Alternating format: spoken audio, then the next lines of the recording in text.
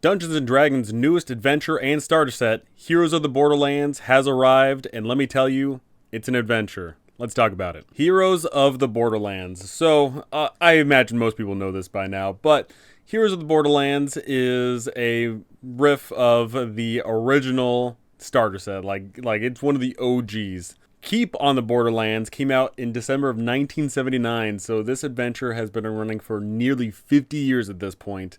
And for a lot of people, it's a classic. For a lot of people, it's how they started their D&D careers oh so many years ago. It's just a fun little sandbox adventure full of everything that you need to have an adventure. It's got a little town-ish area for you to interact with NPCs. It's got a wilderness to explore. It's got dungeons to delve into. But today, we're going to be taking a look at what makes this adventure the adventure it is, and I'm going to be giving my criticisms, critiques, and singing its praises. Now, first things first, I'm going to be addressing the XP going on in this adventure. So in the adventure, oh so many years ago, the system for leveling up your character was XP, and that made sense. That was a big aspect of the game, was getting more XP and getting stronger. But in today's modern age, we have shunned XP for the most part. You don't find XP pretty much in any modern adventures, and most people don't run the games using XP. They use milestone. Now, there is a bit of an issue with that, because we have now moved away from XP. You need to incentivize how they go about getting their XP, as it were. Because ultimately, milestone is XP in a sense. It's just instead of working with large numbers like 300, 900, 2700, whatever to level up, instead it's, oh, you get 1 XP for doing this major event. You level up, kind of thing. And in this adventure, we get 2 ways you earn those XP/milestone points. The first being for completing caves in the Caves of Chaos, and the other exploring around the regions in the environment. Now, I think those milestones are pretty fine, fair, and all that, but something very, very important to consider is the book doesn't actually tell you if you should tell your players that's how they level up. And I think that's something very, very important for running this adventure. If you tell your players, hey, you will level up if you explore this many number of areas, if you clear out that many number of caves, then it creates a different idea in the players' heads. So ultimately, the question that is left on the table is, do you tell your players that's how they level up? Yes or no? That is going to fundamentally change how they approach this adventure. And the fact that that is not addressed, I think, is a little bit lacking, especially because this is presumably going to be a lot of first-time players playing the game. Number 2 is the you can problem. Throughout this adventure, there is the idea that you could be going up to all these various places at various levels. And, you start off at level 1, and then eventually you get to level 2, and then eventually you get to level 3, and the adventure caps out at level 3. But that is very, very important because if you show up to certain places when you're at a lower level, then it's going to be incredibly hard. If you show up to places when you're higher level, places are going to be incredibly easy. And the ultimate problem with the balance of this adventure is, one, it's sort of 5E's problem because the difference between a level 1 character and a level 2 and a level 3 character is monumentally different than it was compared to original, the AD&Ds of a level 1 versus a level 2 versus level 3. The characters didn't progress as nearly as powerful back then as they do now. Now, the real issue is when you look at a bunch of the areas located throughout this adventure, we get, oh, hey, here is what's at hand. There is this many number of enemies. You can make this easier by removing some of the monsters. You can make this harder by adding a few of these monsters. And ultimately, I hate that verbiage. First off, you don't need to tell DMs that they can or cannot do anything. They can do whatever they want, right? Ultimately, I think that these adventures should be a, just clear and present text of suggestions, right? Not suggestions of you can do this, but the suggestion of you just have that there, and then you allow your DMs to decide at their own discretion what to use. So I think what would have really, really helped out with this adventure is something they've done with good old-fashioned Adventurers League, where they state, oh, hey, if someone is, if you got this many number of people at this level, then you add this much. Or if you have, if you have this many people at this level, instead of the encounters like this. I think that probably would have been really, really beneficial here because newer DMs aren't going to know the balance, right? Newer DMs are not going to know that this many number of PCs at this level can tackle this many number of monsters. They just don't know yet because they don't know yet, right? And I feel like this is just a bit of an issue of the slight nudging suggestion of, oh, you can make this, you can remove that, you can add here. Instead, I would rather just have them say, hey, if you've got a couple of level 1s, this is how many enemies there are. They're level 2, then it's this many. They're level 3, then add this. Because, then once again, it'll be very, very clear and present for the DM to run the game appropriately for the group at hand. Number 3 here, the skill resolutions. So throughout this adventure, there is a bunch of encounters that your players will be getting into, and they'll see something, they'll be talking to someone, they'll run into a monster, whatever the case may be. And one thing I'm very, very proud of for this is the fact that they have a bunch of things that say, here's what happens if they use X skill. Here's what happens if they use Y skill, if they use Z skill. Those are incredibly impactful because newer DMs aren't going to automatically know off the top of their heads what skills that players should be using and whatnot. And that right there is just fantastic. There's a bunch of these, for example, where if they're getting into some sort of interaction, then it says, oh, if they succeed on a DC 10 persuasion check, it pans out this way. If they succeed on a DC 10 intimidation check, it ends up that way. If they do a deception, it ends up another way. That right there is, I think, incredibly impactful for newer DMs, and even some veteran DMs. If you want to turn your brain off and not have to think about, some improv, then that right there is just a fantastic way to go. So absolutely props for the multi-skill resolutions. I think it's just great for everyone overall. Number 4, not every monster is a fight.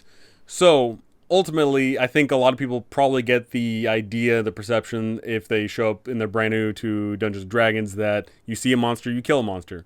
But thankfully, this adventure really, really highlights that is not the case. There is a bunch of monsters where you get to interact with them, and they immediately start interacting with the party. It's not just an immediate, oh, I see the kobold, and the kobold throws a rock at me. Instead, there is more of a negotiation of the kobold either asking what's going on, telling them off, whatever the case may be. And that occurs for a bunch of the monsters throughout this adventure. That right there is a fantastic way to go about it because that keeps your players guessing. That right there is way more entertaining. If your players always see that a monster attacks them first, then they're always going to attack a monster first, right? But when there is that level of, oh, hey, we come across a monster and that monster talked to us, maybe we're going to do that for every monster. And then, of course, that gets you into the issues later on when you go up against the monsters that are always going to fight. But then, once again, that keeps your players guessing. Are they going to fight first? Are they going to negotiate? How negotiable are they? That's just a fantastic way to change up the game. The game doesn't always have to be a pure monster bash, but also the game isn't pure politics either. It's not just always talking away out of every single fight. There's a healthy balance between the fighting and the potential not fighting. Number 5, no mention of reinforcements. So this adventure is going to take time in-game. Obviously out of game, I don't know how long it's going to take you, depending on new players, new, DMs, whatever the case may be. I don't know how much time it takes out of game. There is some things all over the place that say, oh, this cave represents 60 to 90 minutes of gameplay, but I don't know what the heck that actually means, right? But needless to say, this adventure is going to take a lot of in-game days. Maybe not a lot. Once again, it really depends on the players, right? Because when you're at level 1, you get hit once, you have to, take that long rest, right? That's just what's going to happen, right?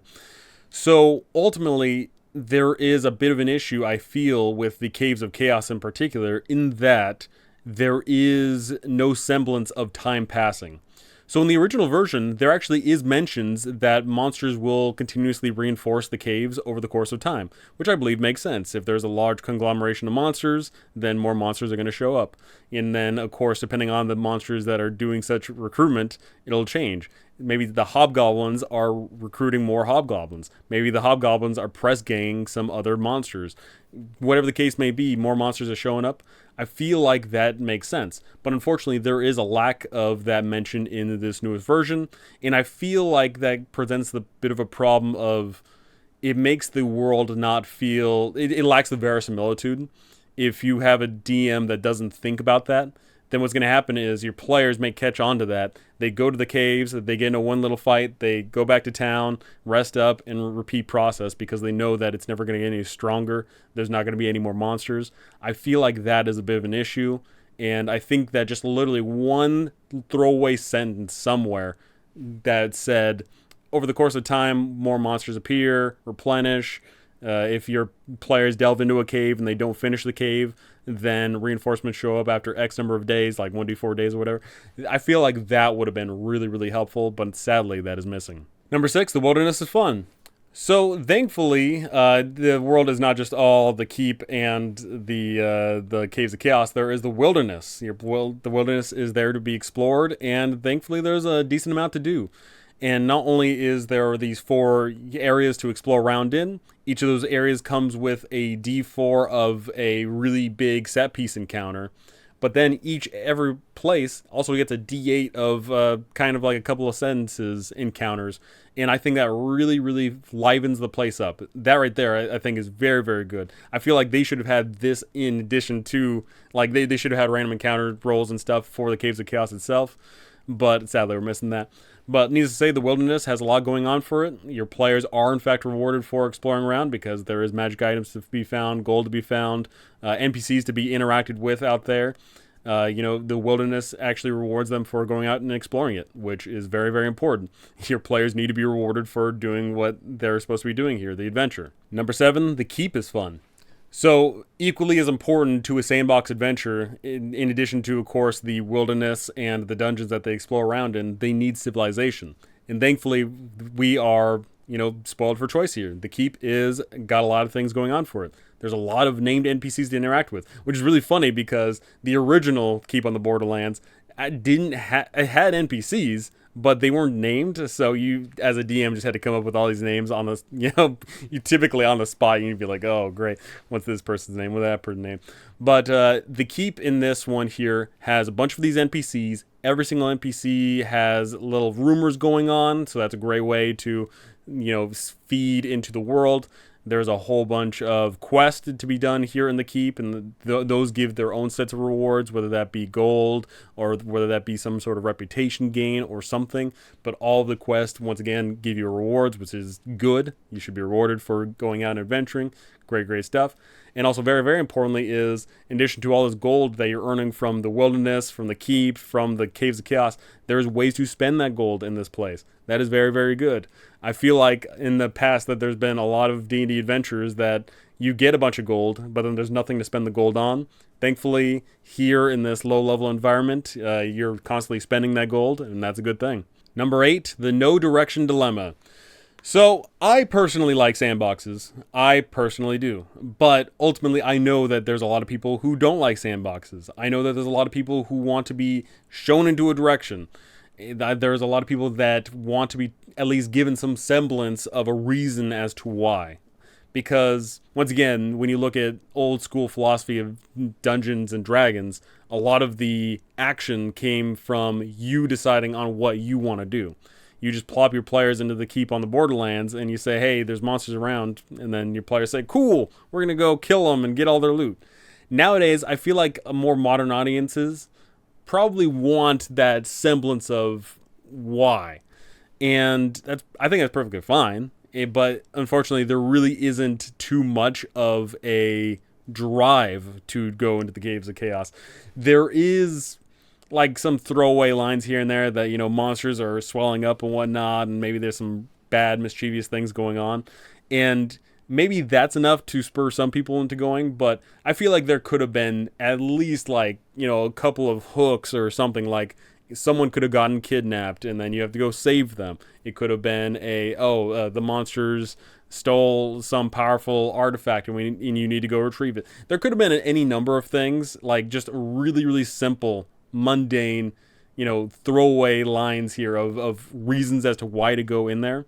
Not time pressing, maybe, because I know some people don't like being pressed for time, but any semblance of a reason as to why doing what you need to do. But ultimately, this adventure is lacking that. This adventure is purely a, hey, players, you are playing this adventure, play the adventure. And, once again, I don't think everyone is going to find joy in that. sort of adventure. So, is this a good starter set?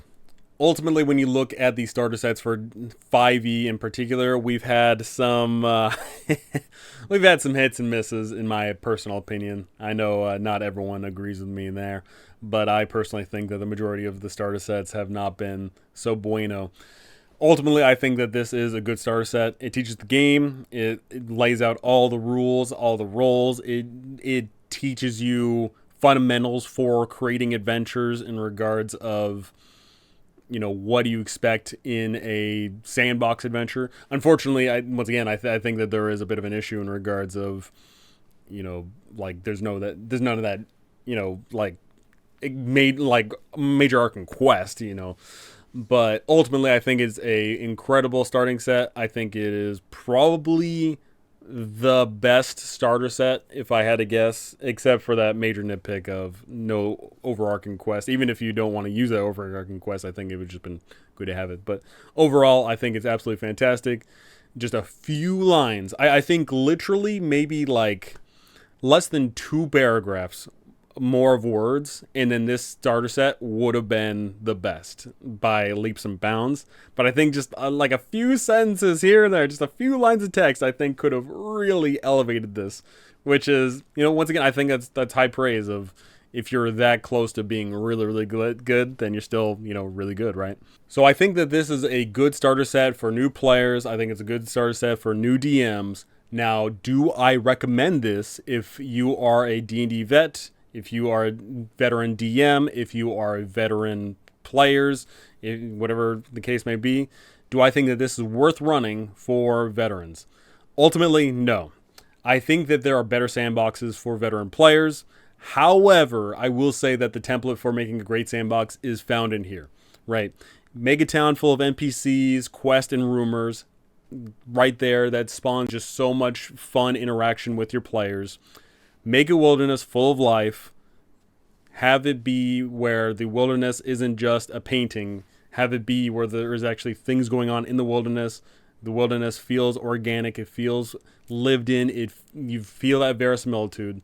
And lastly, make dungeons with variety. Instead of dungeons just being one-note things, have there be a variety of things. Monsters that always attack, monsters that negotiate, traps, hazards, secret areas, loot galore. Make dungeons with variety. Right there, those 3 templates right there for making a fantastic sandbox adventure is here.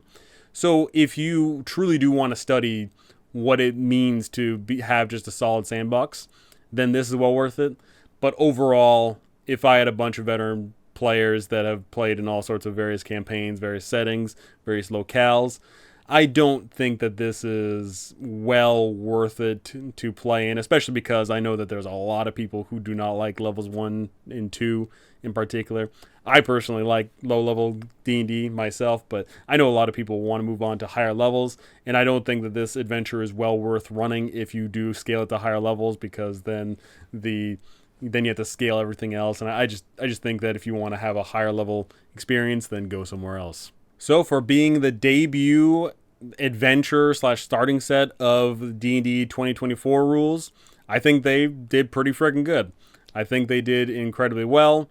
Ultimately, I think that, once again, just a couple of sentences here and there would have knocked it out of the park. But hopefully this spurs Dungeons & Dragons Wizards of the Coast to make sandbox adventures again. Because, unfortunately, I do suspect that they are going to lean in more toward short, quick anthologies and, very, very linear adventures. But I want sandboxes. Bring back the Curse of Strahds and Tomb of Annihilations.